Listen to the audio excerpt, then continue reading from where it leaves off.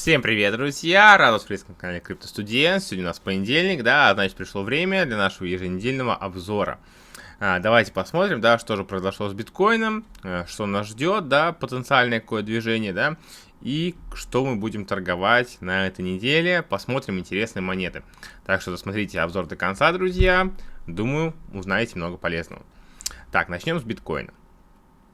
Биткоин у нас на прошлой неделе опустился до 55, почти 500 баксов, да, то есть это где-то уровень 0,5, 55 тысяч долларов, да, у нас ровный уровень такой.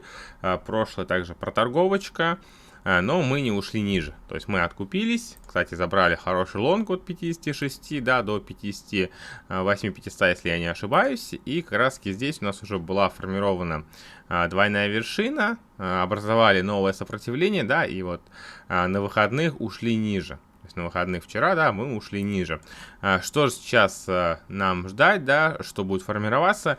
Я бы, наверное, подождал образования сетапа. То есть пока мы не смогли пробить данное сопротивление, да, то есть сейчас у нас сопротивление где-то в районе 59 тысяч долларов. Я писал в канале, да, что если пока я не увижу реакции на уровень 58-60 тысяч долларов, да, я на новые позиции брать не буду. В принципе, да, так и получилось, то, что мы не смогли удержать уровень 59 тысяч долларов, да, у нас была попытка сходить на 60 тысяч долларов, да, но, тем не менее, я думаю, мы просто образовали там дивер, да, и ушли ниже. То есть мы ушли ниже, да, на часовых, там, 30-минутных таймфреймах, и сейчас я буду ждать. Либо здесь у нас будет какое-то образование падающего какого-либо клина, да, там, с поддержкой на нижней границе, либо же образование двойного дна, с уходом выше, да, но в любом случае нужно пробивание какого-либо уровня. Это что касается по биткоину. Либо же я жду все-таки похода на 0.5, да, где-то на уровень 55 тысяч долларов. Но тогда, если мы сможем пробить этот уровень, да, то мы вполне можем сходить и на прошлую поддержку, да, это вот уже такая сильная локальная поддержка на уровень 52-50 тысяч долларов. То есть не стоит забывать, друзья, то, что у нас уже приближается конец года, да, многие фиксируются, ну, еще и черная пятница, да, может продолжиться сейл, скидки и так далее. То есть будьте аккуратны, когда скальпите.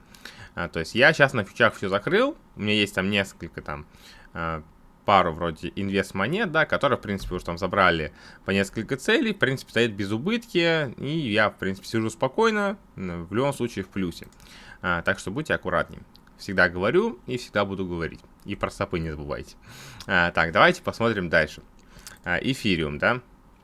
Вот на эфириуме, да, как в прошлом обзоре я говорил, да, если мы пробьем 4600, да, то мы, конечно, хорошо свалимся. Ну, что, в принципе, и стало, да, то есть мы свалились вплоть до 4000 долларов, да, даже ушли чуть ниже на 3950. То есть это, опять-таки, уровень вот прошлого хая, да, то есть мы ударились, протестировали его и ушли обратно наверх. Но не смогли опять-таки пробить 4-часовое облако. Сейчас мы образуем такой вот нисходящий канал. То есть, вот смотрите, мы образуем его, да, и если мы сможем пробить, да, закрепиться, опять-таки это часовое облако, это где-то, наверное, уровень 4300, вот, если тут какое-то будет образование, да, какого-либо сетапа, то там, конечно, было бы интересно посмотреть на покупку. Но сейчас, да, пока мы стоим здесь, пока не вижу сетапов, может быть, конечно, будет вот этот откат, да, и чашка с ручкой какая-либо, да, либо там дракона сделают, да, и потом поведут наверх. То есть, ну, будем смотреть, опять-таки, от сетапа. Дальше, давайте сейчас покажу биткоин-доминацию, да, перед тем, как я продолжу разговаривать про остальные альты, и почему, в принципе, я думаю, что у нас возможен такой сценарий, да, то, что альта может расти, то есть биткоин может флетить, да, альта может расти, потому что у нас падает биткоин-доминация, если вот мы посмотрим особенно 4-часовой график, сейчас я отодвину его дальше. То есть, вот смотрите, мы образовали вот этот восходящий канал, да, и как раз я говорил, то, что если мы пробьем, да, и по сути это сейчас у нас выглядит как ретест. Так, лучше я включу, наверное, на 12-часовом графике, я вроде его чертил там. Либо же я чертил его на дневном графике. Да, я его чертил на дневном графике, то есть, видите, это как раз здесь у нас произошел ретест.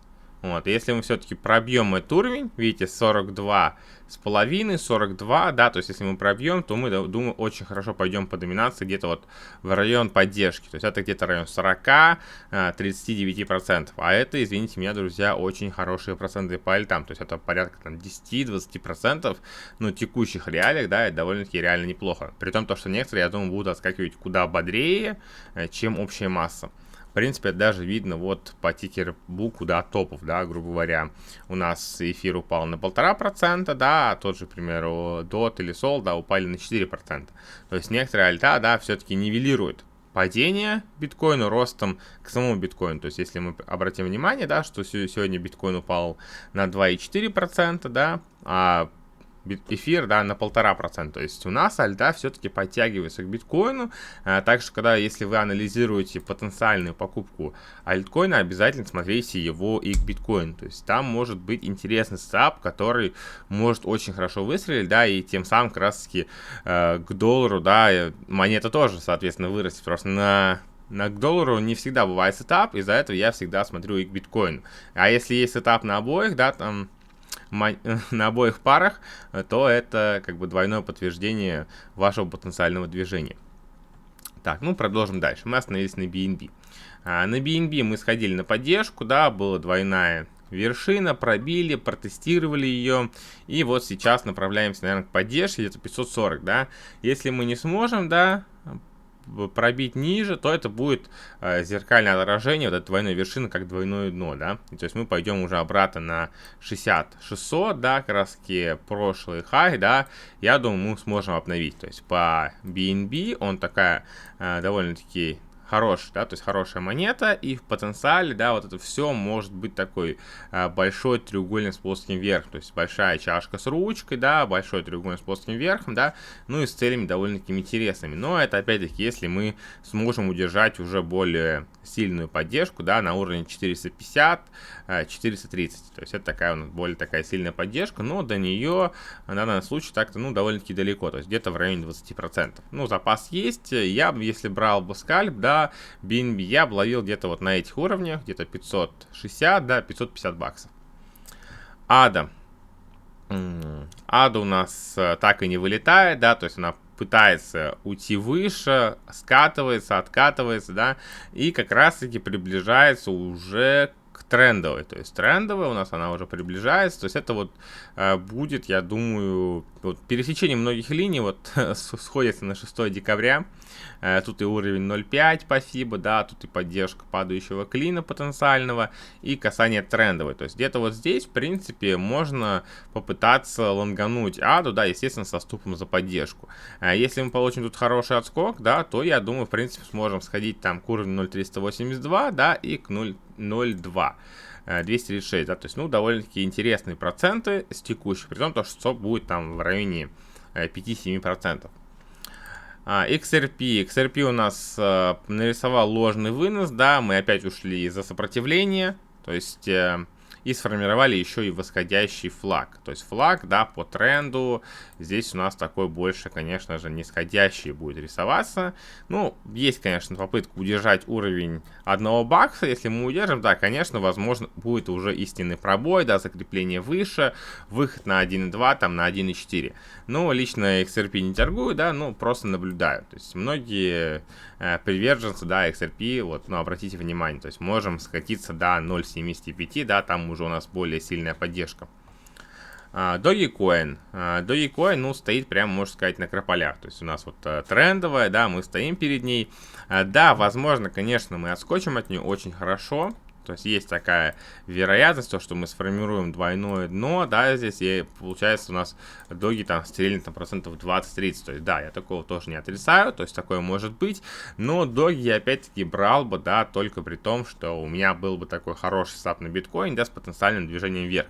Тогда, да, я взял бы Dogecoin, вот, то есть взял бы, когда он чуть пробьет сопротивление, вот я даже поставлю уведомление, где-то на уровне, наверное, 0.233. Вот, если мы пробьем, закрепимся, да, будет подтверждение двойного дна, да, тогда будет более интересно его брать. Да, конечно, да, стоп у нас будет дальше, но, тем не менее, цели будут интересны. Вдруг там будет, конечно, сетап, да, более коротким стопом. То есть этого отрицать тоже не стоит. Так, DOT. А вот, кстати, DOT, да, я всегда хвалю его, то, что вот это отличная монета. То есть она отлично росла, да, то есть я про нее говорил еще где-то с 30 баксов, то есть она с того времени уже сделала практически x2, да, но сейчас вот она, кстати, выглядит довольно-таки шартово. Ну, почему шартово? Потому что здесь у нас потенциальная голова и плечи, то есть голова и плечи с походом на 0.5. То есть где-то в районе 32. То есть если туда сходим, да, будет, конечно, очень хорошая точка для входа в DOT. То есть я там буду, конечно, пытаться взять его, но мне интересно, конечно, посмотреть, пробьем мы уровень 0.382 или же нет. То есть это уровень где-то 38-39 баксов. Я прям даже поставлю уведомление, буду смотреть. Возможно, там будет точка для шарта, да, с ретестом. В принципе, дошартить там до уровня 32, при том, что стоп будет довольно-таки небольшой, да, ну, в принципе, неплохой сетап, может потенциально образоваться. Что будет, если все-таки у нас рынок пойдет наверх, да, давайте посмотрим. То есть это у нас формирование такого нисходящего канала, то есть нисходящее формирование канала, да, и отскок. Ну, опять-таки, здесь нам нужно пробивать, то есть пробивать где-то уровень, наверное, 43. Вот, 43 пробьем, да, будет уже тогда двойное дно, да, сломаем гибчик, да, ну, тут на гиб, конечно, нам бы более так сильно плечо нарисовать, потому что левое плечо у нас такое довольно-таки хорошее, да, а правое довольно-таки маленькое. Тут оно больше, конечно, косит под флаг, то есть под нисходящий такой канал.